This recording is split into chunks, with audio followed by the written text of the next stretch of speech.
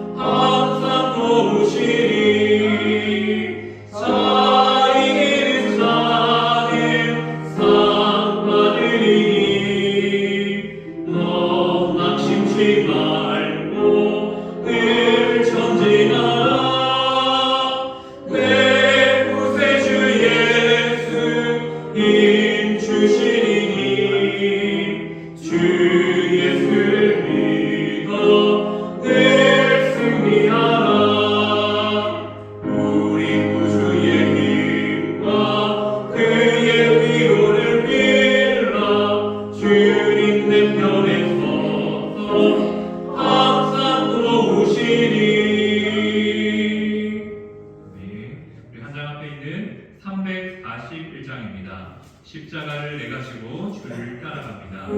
341장입니다.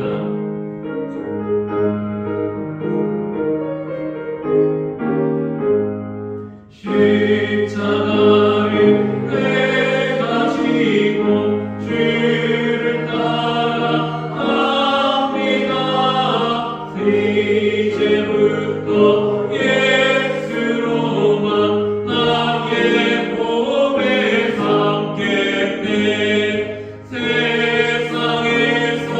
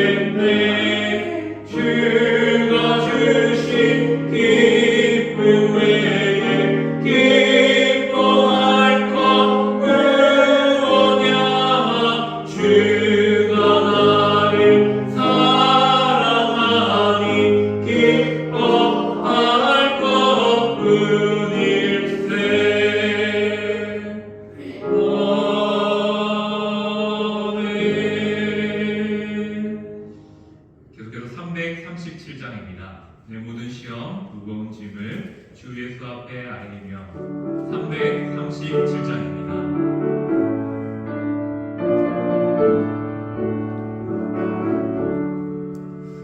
내 모든 시험 무거운 짐을 주 예수 앞에 아뢰이며 근심에 쌓인 날 돌아보사 내 근심 모두 맡으시네 무거운 짐을 나 홀로 지고 견디다 못해 쓰러질 때 불쌍히 여겨 구원해 주리 은혜의 주님 오직 예수 내 모든 괴로움 닥치는 말라 주 예수 앞에 아뢰이며 주께서 친히 날 구해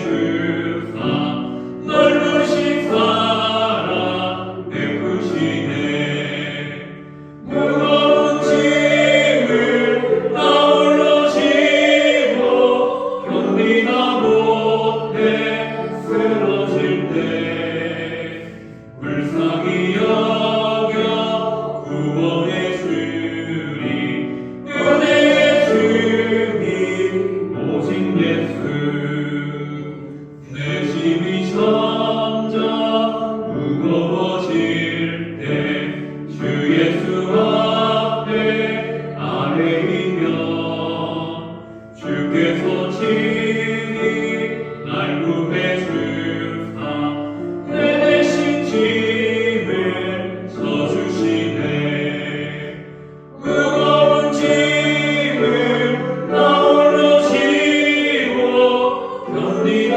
못해 쓰러질 때 불쌍히 여겨 구원해 주리 은혜의 주님 오직 예수 마음의 시험 무서운 죄를 주 예수 앞에 아뢰이며 예수는 나의 능력이 되사 세상을 이길 힘 주시네 무거운 짐을 나 홀로 지고 견디다 못해 쓰러질 때 불쌍히 여겨 구원해 주리 은혜의 주님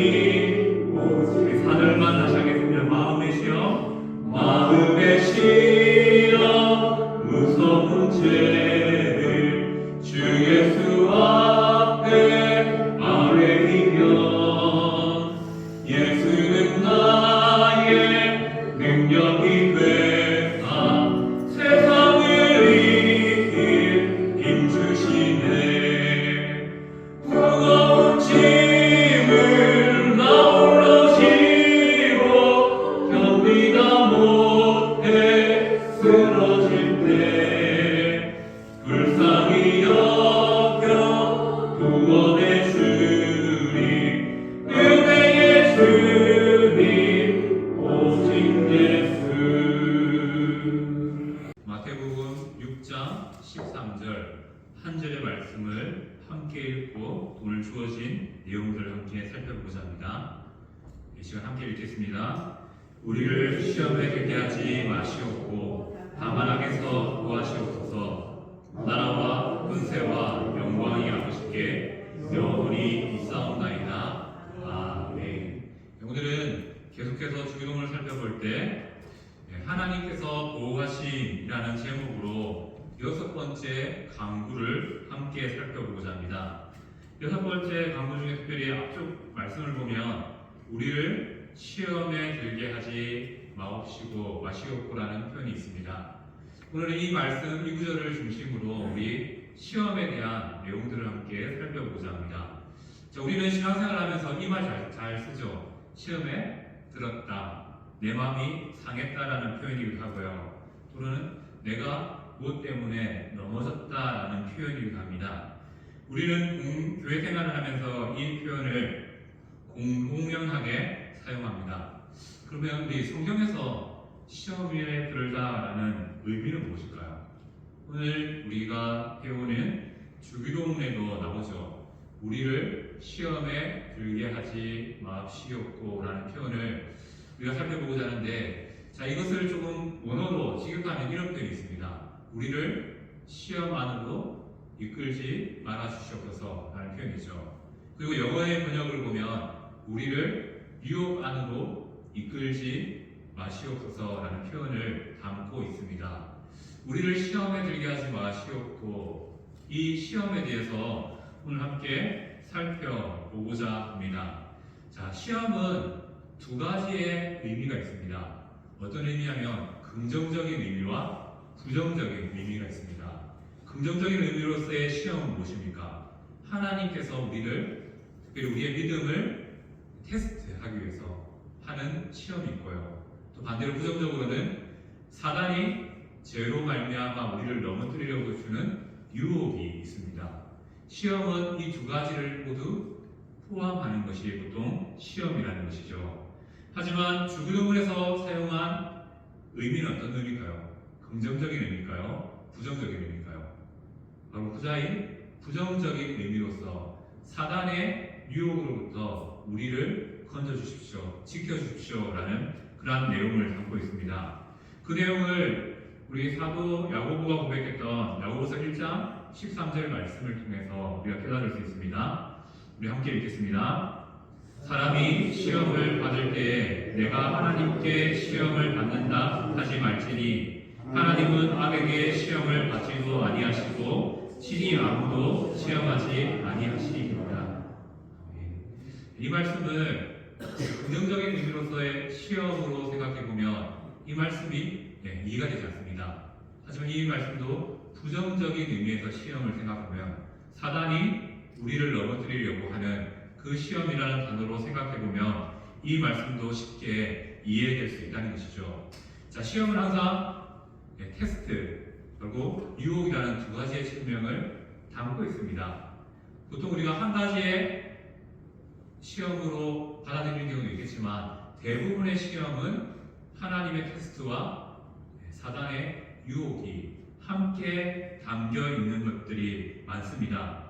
두 가지를 개별적으로 이해할 수도 있겠지만 우리는 시험을 생각할 때 이 두 가지의 의미를 함께 생각하는 것이 더 좋습니다. 왜냐하면 보통 시험은요 두 가지를 다 담고 있기 때문입니다. 예를 들어 볼까요? 예수님의 시험이 있었습니다. 우리가 잘 알고 있는 사단이 굶주린 예수님을 향하여 다가와서 세 가지의 시험을 하죠. 돌이 떡이 되게 하라고요. 또 성전에서 뛰어내리라고 했습니다. 그리고 절을 하면 만물을 너에게 주겠다라고 시험했죠. 자, 예수님이 받았던 시험도 두 가지의 측면을 다 담고 있습니다. 사단은 예수님이 죄를 선택함으로 말미암아 메시아 되심을 거부하도록 메시아 되심을 좌절시키려고 이러한 시험들로 다가왔습니다. 하지만 예수님은 이것을 하나님의 테스트로 받았기 때문에 어떻게 됩니까? 이 시험을 이겨내심을 통해서 메시아가 진정 우리가 기다리는 메시아가 예수님이 맞으심을 친히 보여주셨다는 것이죠. 이렇게 시험은 두 가지의 측면을 함께 담고 있습니다. 예수님도 역시 인간의 몸을 입고 살면서 하나님의 테스트와 사단의 유혹 가운데 시험받는 일들이 참 많았다는 것이죠.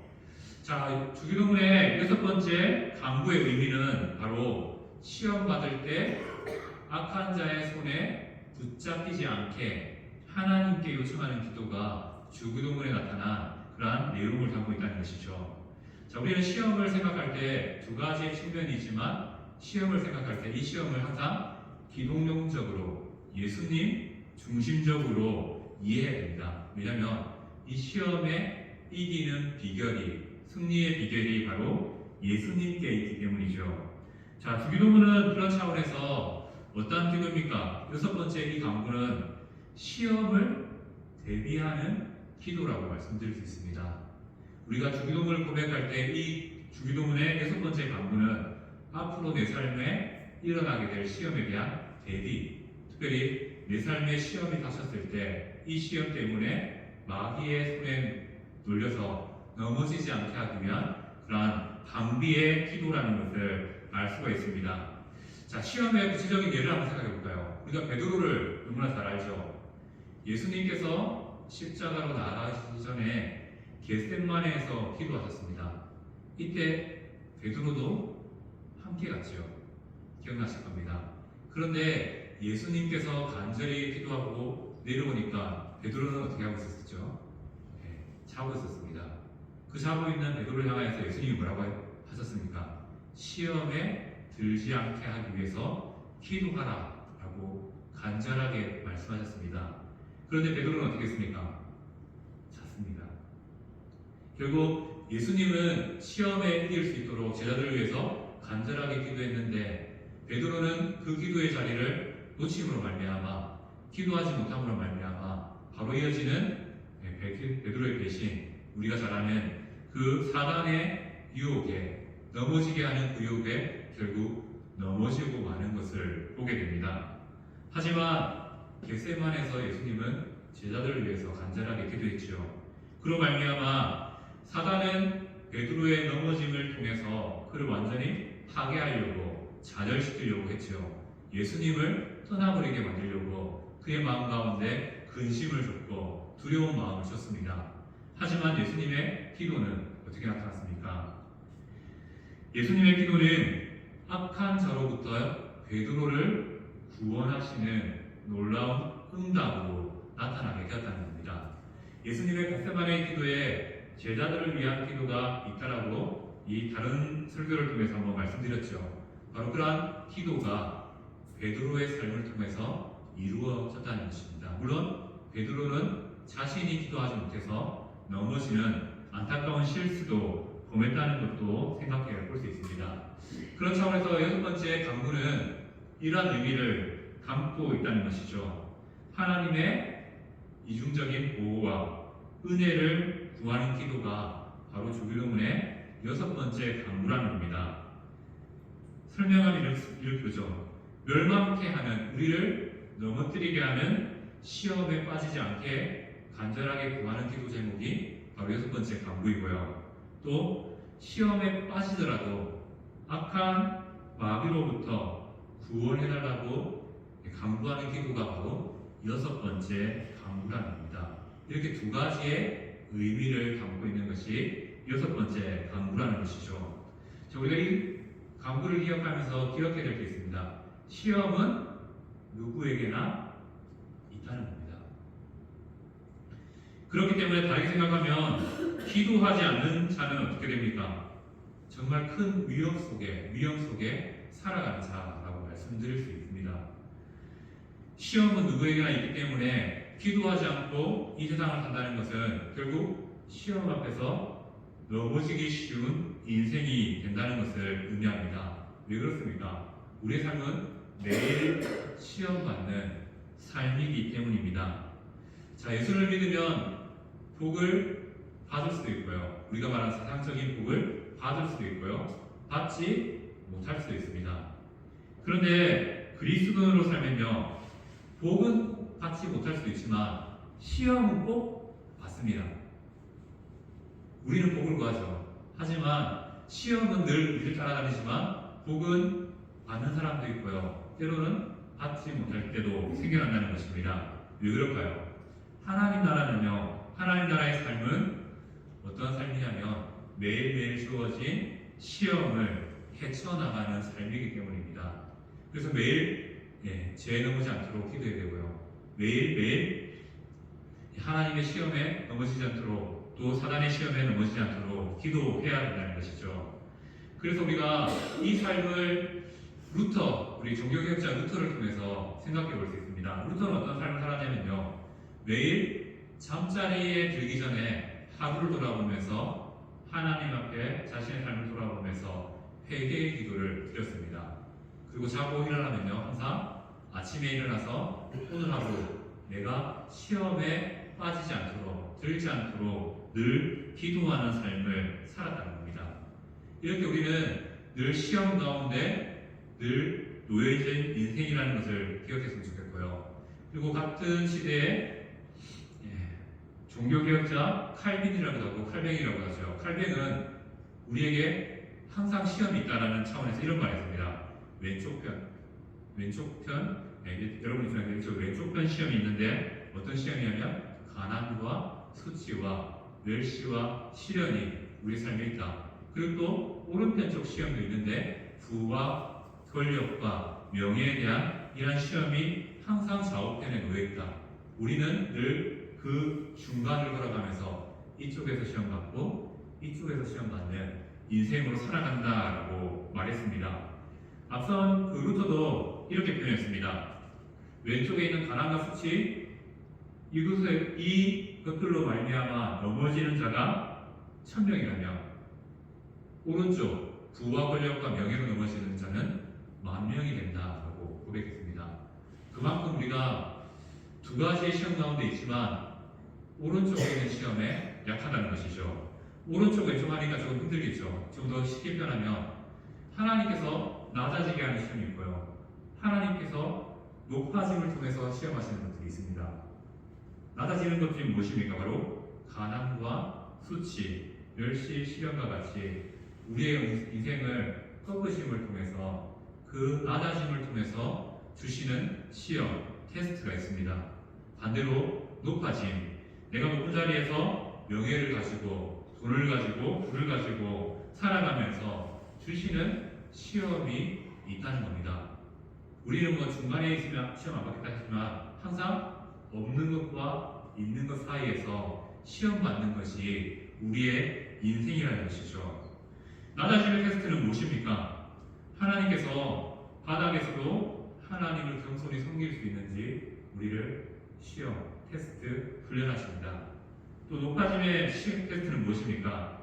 그 높아짐 속에서도 변함없이 하나님을 생각하며 사랑하며 행하는지 시험하시고 훈련시키신다는 것입니다. 바로 우리의 시험은 이렇게 낮아짐과 높아짐 두 가지의 시험을 함께 당하고 있다는 것이죠. 근데 우리가 기억해야 되거든요. 낮아짐의 시험은 이기는 자가 많습니다. 가지지 못하고 우리가 없기 때문에 더 간절하게 하나님을 붙잡죠. 하지만 높아짐의 시험에 있을 때는요, 우리가 하나님을 놓치기 쉽다는 겁니다. 다르게 말하면 우리 안에 있는 평안이 참 좋죠. 감사의 제목이 됩니다. 반대로 생각하면요, 그 평안이 우리를 흔들 수 있고요, 우리를 하나님으로부터 멀어지게로 만들 수 있다는 것을 함께 생각해야 된다는 겁니다. 시험은 참된 성도가 누구인지를 드러나게 만듭니다. 그리고 하나님 나라는 이 시험을 통과해야지 들어갈 수 있는 나라라는 것이죠. 그래서 이 시험은 우리의 삶에 늘 함께 있다는 것을 기억해야 되고요. 이 시험을 이기는 자가 바로 하나님 나라의 백성으로 살아가는 자라는 사실을 기억해야 됩니다. 그리고 우리가 기억하는 성경책은 이렇게도 표현할 수 있습니다. 시험, 전서, 시험의 책이라고도 말씀드릴 수 있죠. 왜 그렇습니까? 첫 번째 아담이 시험 당했죠. 아담과 하와가 시험으로 시작해서 마지막 요한계시록은 세상의 마지막 날 우리에게 주어질 시험에 대해서 말씀합니다. 그래서 시험으로 시작해서 시험으로 끝나는 책이 성경책이라고 할 만큼 우리의 삶의 시험은 늘 가까이에 있고 성경은 이 시험을 이길 수 있는 힘이 말씀에 있다는 것을 늘 우리에게 알려주는 그런 책이라는 것을 기억했으면 좋겠습니다. 요한계시록 3장 10절 말씀을 함께 읽겠습니다. 내가 나의 인내의 말씀을 지켰은즉 내가 또한 그를 지켜 시험의 때를 면하게 하리니 이는 장차 온 세상에 임하여 땅에 거하는 자들을 시험할 때라. 성경은 구원의 역사를 통해서 계속 시험이 계속된다는 것을 말합니다. 시험이 있고요, 하나님 우리를 구원하십니다. 이것이 바로 성경의 구속사이죠. 그리고 이 시험에는 항상 하나님을 선택할 것인가, 사단을 선택할 것인가, 이 두 가지가 주어진다는 것이죠.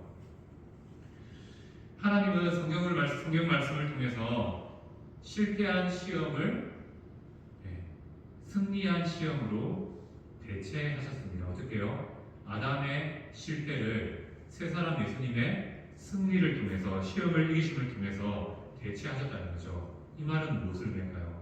우리도 예수님처럼 시험 가운데 승리할 수 있다라는 것을 말합니다. 히브리서 2장 18절 말씀을 함께 읽겠습니다. 그가 시험을 받아 난을 당하였으니 시험 받는 자들을 능히 도우실 수 있느니라 라고 말씀합니다. 예수님께서 받은 시험으로 말미암아 시험 받는 우리 성도들을 친히 능히 도와주신다라고 말씀합니다. 바로 예수님의 승리가 우리에게 그렇게 연결된다는 것을 말씀하고 있다는 것이죠. 자, 우리는 이 시험이 늘 우리 가운데 있다는 것을 기억해야 됩니다. 특별히 시험 가운데 많은 시험들은 우리를 망하게 하는 시험, 우리를 하나님으로부터 멀어지게 만드는 시험이라는 것이죠. 우리는 이러한 시험을 제거하기 위해서 또 하나님 우리를 시험하신다라는 사실도 기억해야 됩니다. 하나님께서 우리에게 무엇인가의 문제를 주시는 이유는 무엇입니까? 그 문제를 통해서 우리를 시험하심을 통하여서 우리가 바른 믿음으로 건강한 믿음으로 살아가게 하신다는 것이죠. 앞서 말씀드렸던 것처럼 우리의 삶은 시험의 연속입니다. 하지만 이 시험에는 우리가 또 함께 기억해야 될 것들이 있습니다. 예를 들면 물질주의, 돈이 많이 오면요, 돈이 내게 많이 벌어지면 시험이 끝납니까? 아니요, 그 돈 때문에 또 우리가 시험에 들게 된다는 것이죠. 성과주의도 마찬가지입니다. 좋은 결과를 얻으면 우리는 어떻게 됩니까? 감사하죠. 하지만 곧바로 교만해지는 것이 우리의 모습이라는 것입니다. 시험을 이기면 우리가 많은 자리에서 평안을 누릴 수 있다라고 생각하지만 그 평안이 도리어 시험이 되어서 우리의 삶에 나타날 수 있다는 것이죠. 중요하고 사랑하는 것, 내 인생에 중요하고 사랑하는 것도 내 삶에 시험의 제목이 될 수 있습니다. 하나님은 그러한 모든 것들을 통해서 우리를 시험하시는데 이유는 뭡니까? 앞으로 비슷하거나 똑같은 시험이 있을 때 그 시험으로부터 우리가 이길 수 있도록 하시기 위해서, 훈련하시기 위해서 우리를 시험하시는 분이 또 하나님이라는 것입니다. 우리는 늘 기억해야 됩니다. 우리의 바람이 크면 클수록 어떠한 일이 생기냐면요, 그 바람 때문에 시험에 들 수 있습니다. 그 바람이 이루어지지 않아서요, 시험에 들 수 있고요. 그 바람이 이루어져서 또 시험에 들 수 있습니다. 만약에 우리가 인간적인 목표로 우리 교회 성도가 50명이 되어야 됩니다라고 열심히 기도합니다. 또 열심히 또 섬기죠. 그때 하나님께서 은혜를 주셔서 50명이라는 성도가 모이게 되면 어떤 일들이 일어날까요? 감사하지요.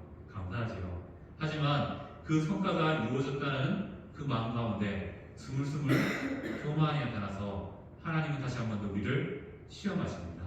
그것을 통해서 시험하시고 그것을 또 통해서 우리는 넘어질 수도 있다는 것이죠. 왜냐하면 많은 사람들이 그렇게 살았습니다. 내가 무엇인가를 이루고 나면요, 그 이룬 것 때문에 하나님께 감사하는 삶이 아니라 오히려 이룬 것 때문에 넘어지는 삶을 사는 자들도 많다는 것이죠. 그렇기 때문에 우리는 늘 깨어서 우리에게 닥쳐진 일들을 기도로서 이겨내는 지혜가 필요합니다. 좋은 것들도 우리에게 주어지면요, 시험이 될 수 있다는 것도 동시에 기억해야 된다는 것이죠. 없을 때는 차라리 없기 때문에 더 간절함으로 하나님을 찾고 하나님을 의지하게 되지만, 또 주시면요, 주심을 통해서 감사도 할 수 있겠지만 반대로 주셨기 때문에 간절함이 사라져서 오히려 하나님과 더 멀어지는 삶을 살 수 있는 것이 우리의 연약함이라는 것이죠.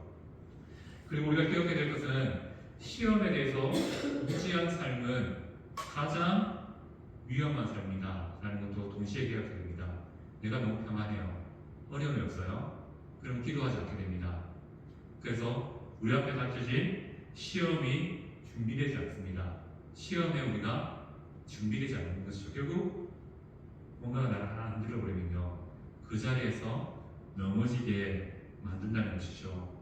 그래서 우리가 내 삶에 시험이 없다라고, 시험에 대해서 무지하다라고 하는 것은 결국 우리의 삶을 가장 위험한 곳으로 인도하는 그런 모습일 수 있다는 것입니다. 그래서 우리는 항상 깨어 기도하는 성도가 되어야 된다는 것이죠. 항상 깨어 기도할 때 어떻게 기도해야 되겠습니까? 주기도문은 우리의 기도라고 말씀드렸습니다. 우리라는 것은 바로 공동체를 의미하는 것이죠. 우리는 어떻게 기도해야 되겠습니까? 교회를 위해서 기도해야 되고요, 가정을 위해서 기도해야 됩니다.